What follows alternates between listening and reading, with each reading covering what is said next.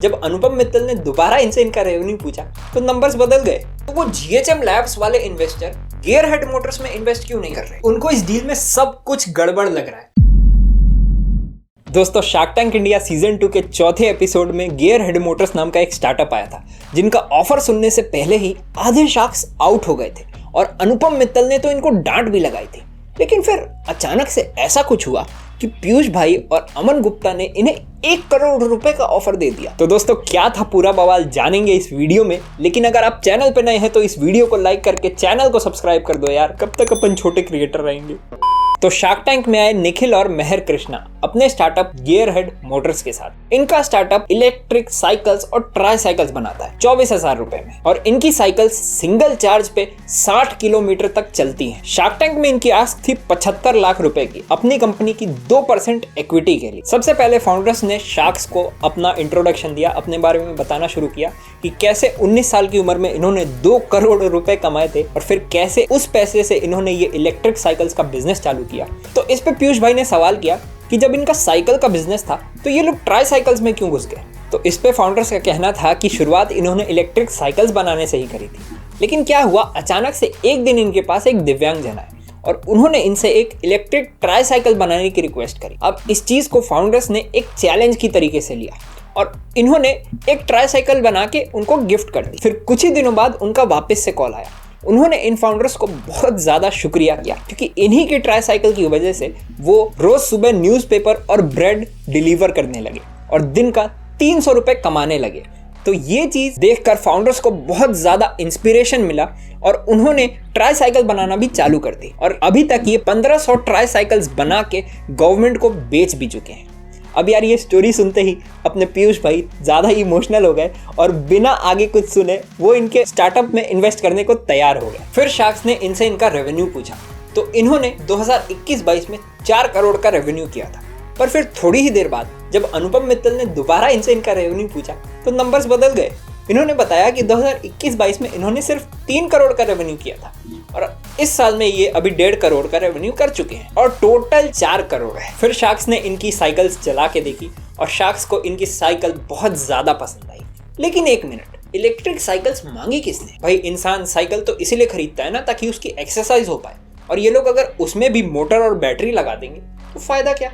और इससे अच्छा तो इंसान इलेक्ट्रिक स्कूटी ले लेगा यार। और यही सवाल इनसे भी पूछा गया। तो इस पे फाउंडर्स का कहना था कि आज के वक्त में इलेक्ट्रिक बाइक्स और इलेक्ट्रिक स्कूटीज बहुत ज्यादा महंगी हैं। कंपनियां 1-1 लाख रुपए में इलेक्ट्रिक स्कूटी बेच रही। तो जो 50-60 हजार वाला मार्केट सेगमेंट है, कस्टमर सेगमेंट है, उसको कोई ऑप्शन नहीं मिल रहा, वो खाली पड़ा हुआ है। तो ये लोग उसी कस्टमर सेगमेंट को टारगेट कर रहे हैं। देख रहे हो क्या मस्त मार्केट गैप ढूंढ निकाला इन्होंने। फिर इन्होंने शार्क्स को अपनी साइकिल्स के बारे में बताया कि ये लोग 4 मॉडल्स की साइकिल्स बनाते हैं, model L, model I, model F और मॉडल E।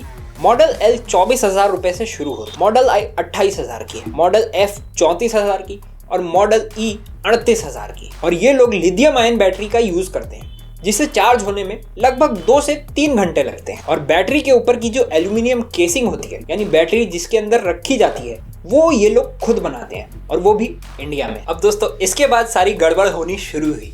फाउंडर्स ने शार्क्स को बताया कि शुरुआत में जब ये लोग इन्वेस्टर्स से बातचीत कर रहे थे कि इंडिया में इनके बाइसिकल्स के पार्ट्स बनाए जाएं, तो इन्वेस्टर्स इनको एक असेंबलर की तरह देख रहे थे, एक मैन्युफैक्चरर की तरह देख, जबकि ये लोग खुद को एक टेक्नोलॉजी कंपनी मानते थे। पर कोई भी इन्वेस्टर ये बात मानने को तैयार ही नहीं थे। तो इन लोगों ने 2 अलग अलग कंपनियां बनाई। पहली इन्होंने GHM लैब्स प्राइवेट लिमिटेड बनाई और दूसरी गियरहेड मोटर्स बनाई। और इन्होंने GHM लैब्स में 15.5 करोड़ की वैल्यूएशन पे 3 करोड़ की फंडिंग उठाई। तो इस पे शार्क नमिता थापर ने इनसे पूछा कि ठीक है, अगर ऐसा है तो वो GHM लैब्स वाले इन्वेस्टर गियरहेड मोटर्स में इन्वेस्ट क्यों नहीं कर रहे? तो फाउंडर्स ने कहा कि वो इन्वेस्ट करने को तैयार हैं, लेकिन ये लोग उनसे फंडिंग नहीं ले रहे क्योंकि इनको पैसे के साथ साथ एक ऐसा इन्वेस्टर चाहिए जिसको प्रोडक्ट की समझ हो। अब दोस्तों, ये सुन के पूरे शार्क टैंक में सन्नाटा छा गया, सबके चेहरे पे टेंशन आया और शार्क नमिता थापर ने कहा कि अगर वो इन्वेस्टर होती GHM लैब्स में और फाउंडर्स उन्हें गियरहेड मोटर्स में इन्वेस्ट नहीं करने देते तो उनको बहुत बुरा लगता, क्योंकि GHM लैब्स इतनी बड़ी कंपनी नहीं बन सकती,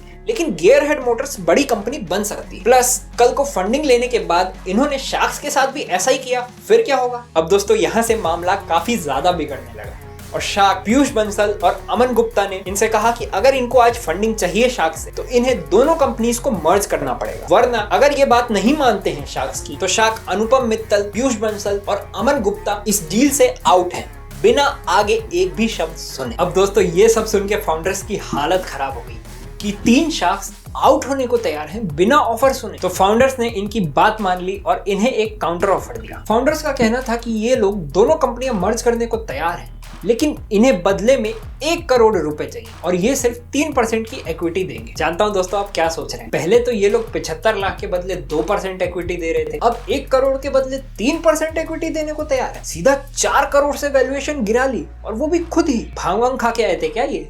तो नहीं दोस्तों, एक्चुअल में यहाँ पे हुआ ये कि फाउंडर्स ने दोनों कंपनियों की वैल्यूएशन को जोड़ने की जगह उनका एवरेज पकड़ लिया और फिर ऑफर बना के शार्क्स को दे दी। अब एक दिक्कत खत्म हुई ही थी कि फाउंडर्स से दूसरी गड़बड़ हो। जब शार्क अनुपम मित्तल ने इनसे पूछा कि इंडिया में इलेक्ट्रिक साइकिल्स का मार्केट साइज कितना है, तो फाउंडर्स ने $30 बिलियन का मार्केट साइज बता दिया, जिसपे अनुपम मित्तल भड़क गए। उन्होंने कहा कि इनके सारे नंबर्स बिल्कुल गलत हैं। और यार सही में जब मैंने भी ऑनलाइन थोड़ा रिसर्च वगैरह किया तो मुझे पता चला कि इंडिया में इलेक्ट्रिक साइकिल्स का मार्केट $30 बिलियन नहीं 1.3 बिलियन का है। अब इस सब के बाद शार्क विनीता सिंह आउट हो गई क्योंकि उनको ये डील बहुत ज्यादा रिस्की लग रही थी। साथ ही साथ शार्क अनुपम मित्तल और नमिता थापर भी आउट हो गए क्योंकि अभी तक फाउंडर्स उनको अपना बिजनेस और ये मार्केट नहीं समझा पाए थे। प्लस नमिता थापर ने यह भी कहा कि उनको इन फाउंडर्स पे इतना भरोसा नहीं हो रहा है क्योंकि उन्होंने अपने पहले इन्वेस्टर को गियरहेड मोटर्स में इन्वेस्ट करने से मना कर दिया। तो मतलब अब सिर्फ 2 शार्क्स बचे, एक अमन गुप्ता, दूसरे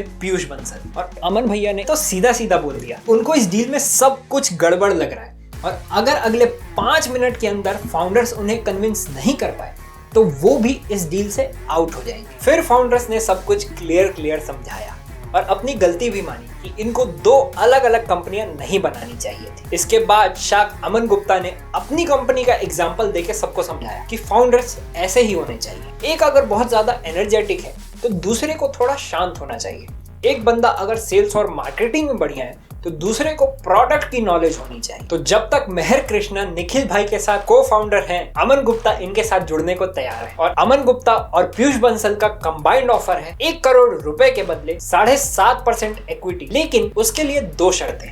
पहली ये कि फंडिंग उसी पुरानी वैल्यूएशन पे मिलेगी जिस वैल्यूएशन पे पुराने वाले इन्वेस्टर ने पैसा डाला था। दूसरी ये कि GHM लैब्स और गियरहेड मोटर्स को मर्ज किया जाएगा, एक कंपनी बनाया जाए और पैसा उसी में जाएगा। अब दोस्तों फाउंडर्स ने इनकी दोनों शर्तें तो मान ली लेकिन इनका ऑफर नहीं माना। फाउंडर्स का कहना था कि हम 7.5% इक्विटी नहीं दे सकते, हम 1 करोड़ के बदले मैक्स टू मैक्स 6.67% इक्विटी ही दे सकते हैं। हाँ, लेकिन हम आपकी दोनों शर्तें मानने को तैयार हैं। तो दोस्तों इसके बाद फाइनली शार्क्स भी अग्री हो गए और ये डील हो गई। अब दोस्तों इन्हें फंडिंग तो मिल गई, लेकिन इस इंडस्ट्री के बारे में कुछ जरूरी चीजें आपको टीवी पर नहीं दिखाई गई, जैसे कि इलेक्ट्रिक साइकिल्स का मार्केट अभी इंडिया में अपने शुरुआती दौर में, यानी अभी इतना ज्यादा बड़ा नहीं, और इन इलेक्ट्रिक साइकिल्स के लिए मेनली डिमांड ई-कॉमर्स कंपनीज और फूड डिलीवरी कंपनीज की तरफ से आ रही है, ना कि हम जैसे कस्टमर्स की तरफ। इसके अलावा इलेक्ट्रिक साइकिल बनाने वाली कंपनीज के लिए 3 बड़ी दिक्कतें। पहली, मैन्युफैक्चरिंग और बैटरी की। इंडिया में एवरेज इलेक्ट्रिक साइकिल का प्राइस 25 से 26 हजार रुपए है, क्योंकि इंडिया में इन साइकिल के पार्ट्स और बैटरीज बनाने में बहुत ज्यादा खर्चा आता है और इसीलिए हीरो जैसी कंपनीज अपनी R&D पे, अपनी मैन्युफैक्चरिंग फैसिलिटी पे बहुत ज्यादा पैसा खर्चा कर रही है। इसके अलावा बैटरी की भी दिक्कत है कि जो सस्ती बैटरीज हैं उनका बैटरी बैकअप कम होता है, जिससे साइकिल की रेंज कम हो जाती है, लेकिन जो महंगी बैटरीज हैं उनका दाम ज्यादा है, जिसकी वजह से साइकिल का दाम भी बढ़ जाता है। दूसरी बड़ी दिक्कत है चार्जिंग स्टेशन की, कि हर शहर में अभी इतने चार्जिंग स्टेशंस नहीं कि लोग आराम से अपनी इलेक्ट्रिक साइकिल्स लेके कहीं भी घूम सकें। और तीसरी और सबसे बड़ी दिक्कत है कंपटीशन की। ये इलेक्ट्रिक साइकिल बनाने वाले स्टार्टअप्स की टक्कर सीधा हीरो, बीइंग ह्यूमन और गो जीरो जैसी बड़ी बड़ी कंपनियों से है, जिनके पास अपने धंधे में लगाने के लिए बहुत ज्यादा पैसा है। और दोस्तों मुझे पर्सनली ऐसा लगता है कि जैसे जैसे इलेक्ट्रिक बाइक्स, इलेक्ट्रिक स्कूटीज के दाम कम होते जाएंगे, लोग वही खरीदना पसंद करेंगे। ये इलेक्ट्रिक साइकिल्स कोई नहीं खरीदेगा। अब दोस्तों एज यूजुअल इस सारी इन्फॉर्मेशन का लिंक आपको डिस्क्रिप्शन में मिल जाएगा, तो आप उससे पढ़ सकते हैं, इस इंडस्ट्री के बारे में और ज्यादा जान सकते हैं। लेकिन क्या आप जानते हैं, शार्क टैंक के दूसरे एपिसोड में वॉच आउट वेरिएबल्स नाम का एक स्टार्टअप आया था जो बाद में फ्रॉड निकला, और मैंने इनके स्कैम के ऊपर एक वीडियो भी बनाई है। उस वीडियो का लिंक आपको कमेंट्स में मिल जाएगा, उसे ज़रूर देखिएगा और इस वीडियो को लाइक करके चैनल को सब्सक्राइब करना मत भूलिएगा।